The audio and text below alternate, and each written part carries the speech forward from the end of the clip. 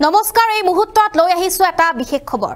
চেঙাৰ বিধায়ক AIUDFৰ আশৰাফুল হুছেইনে চেঙাৰ ৰাইজক কি দিছে এই আপুনি নিজে দেখা পাইছে আপোনাৰ চকুৰ সন্মুখত এই কাজ চলি আছে কিন্তু এবাৰ জনপ্ৰতিনিধিলৈ বাট নাচাই এনেদৰে একাংশ লোকে এতিয়া হাতে হাতে কুৰ লৈ তেওঁলোকে নিজৰ গাঠি ধনেৰে নিৰ্মাণ কৰিব লগা হৈছে এটা ৰাস্তা সবিশেষ জনাই যাম এই মুহূৰ্তত চেঙাৰ দক্ষিণ কাৰাইখাইটিৰ ৰাইজে এবাৰ জনপ্ৰতিনিধিলৈ আৰু বাট নাচাই তেওঁলোকে আৰু বাট নাচাই জনপ্ৰতিনিধিলৈ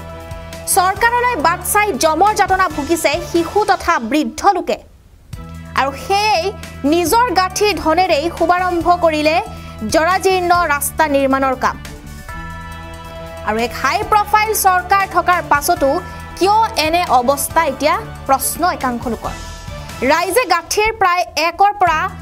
1.5 লাখ টকাৰে নিৰ্মাণ কৰিব এই জৰাজীৰ্ণ পথটো উল্লেখ্য যে এই পথটো দীৰ্ঘদিন ধৰি সম্পূৰ্ণৰূপে বিনষ্ট হৈ আছে আৰু যাৰ বাবে এতিয়া এই বৃহত্তৰ অঞ্চলটোৰ যোগাযোগ ব্যৱস্থা ব্যাহত হৈ পৰিছে এক অতি লাজ লগা খবৰ আমি এই মুহূৰ্তত জনাই আছো আৰু যেহেতু বিশেষকৈ শিশু বৃদ্ধ মহিলাসকলে যাতায়াতৰ ক্ষেত্ৰত জমৰ যাতনা ভুগি আহিছে বুলি অভিযোগ উত্থাপন হৈছে ইতিমধ্যে বিভাগীয় কৰ্তৃপক্ষই জৰাজীৰ্ণ এই পথটো নিৰ্মাণৰ ক্ষেত্ৰত কোনো ধৰণৰ গুৰুত্ব দিয়া নাই বুলি ৰাইজে অভিযোগ উত্থাপন কৰিছে আমি এই মুহূৰ্তত কিছু দৃশ্য দেখুৱাই আছো দৰ্শকসকলক আৰু এয়া হৈছে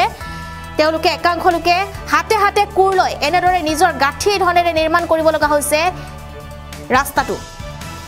আৰু যেহেতু এক হাই প্ৰফাইল চৰকাৰ থকাৰ পাছতো কিয় এনে অৱস্থা এতিয়া প্ৰশ্ন চেঙাৰ বিধায়ক AIUDFৰ আশৰাফুল হুছেইনে কি দিলে চেঙাৰ ৰাইজক এয়া আপোনাৰ চকুৰ সন্মুখত আমি এই মুহূৰ্তত দেখুৱাই আছো নিজৰ ধনেৰে তেওঁলোকে নিৰ্মাণ কৰিব লগা হৈছে ৰাস্তা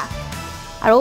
নিজৰ ধনেৰে তেওঁলোকে এনেদৰে হাতে হাতে কুৰ লৈ নিৰ্মাণ কৰিছে ৰাস্তা চেঙাৰ দক্ষিণ কাৰাইখাইটিৰ ৰাইজে এবাৰ জনপ্ৰতিনিধিলৈ আৰু বাট নাচাই তেওঁলোকে আৰু বাট নাচাই জনপ্ৰতিনিধিলৈ তেওঁলোকে নিজৰ পইচা খৰচ কৰি তেওঁলোকে নিজৰ গাঠিৰ কষ্টৰ ধনেৰে তেওঁলোকে এনেদৰে ৰাস্তা নিৰ্মাণ কৰিবলৈ আহিছে এতিয়া চৰকাৰলৈ তেওঁলোকে বাট নাচাই চৰকাৰলৈ তেওঁলোকে বাট চাইছে এতিয়া জমৰ যাতনা ভুগি আহিছে বুলি একাংশৰ উত্থাপন কৰিছে অভিযোগ শিশু তথা বৃদ্ধ লোকে এবাৰ জমৰ যাতনা ভুগিছে বুলি জানিব পৰা গৈছে আৰু সেয়ে তেওঁলোকে নিজৰ গাঠি ধনেৰে নিজৰ টকা খৰচ কৰি তেওঁলোকে শুভাৰম্ভণি কৰিছে জৰাজীৰ্ণ ৰাস্তা নিৰ্মাণৰ কাম আৰু যেহেতু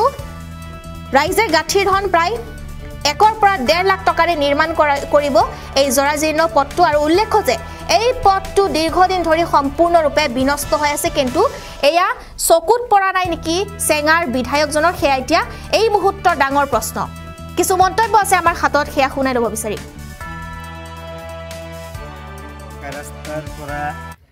বলাই সিদ্দিকৰ ঘৰলৈ যোৱাৰ ৰাস্তা আমি ৰাইজে গাঠিৰ ধনেৰে নিৰ্মাণ কৰি আছো কিমান লাখ টকা ব্যয় হ'ব নিম্নতম 1.5 লাখৰ পৰা 2 লাখ টকা আমাৰ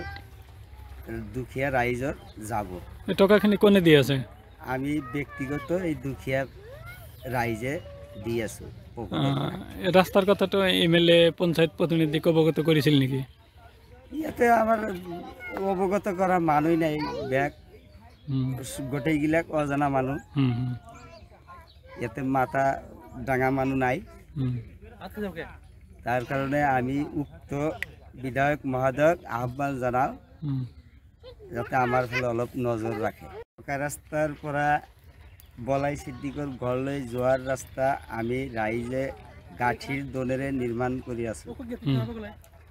কিমান লাখ টকা ব্যয় হ'ব নিম্নতম 1.5 লাখৰ পৰা 2 লাখ টকা আমাৰ দুখীয়া ৰাইজৰ যাব এই টকাখিনি কোনে দি আছে আমি ব্যক্তিগত এই দুখীয়া ৰাইজে দি আছো এই ৰাস্তাৰ কথাটো MLA পঞ্চায়ত প্ৰতিনিধিক অৱগত কৰিছিল নেকি ইয়াতে আমাৰ অৱগত কৰা মানুহ নাই বেগ গোটেইগিলাক অজানা মানুহ ইয়াতে মাথা ডাঙা মানুহ নাই তাৰ কাৰণে আমি উক্ত বিধায়ক মহোদয়ক আহ্বান জনাওঁ যাতে আমাৰ ফালে অলপ নজৰ ৰাখে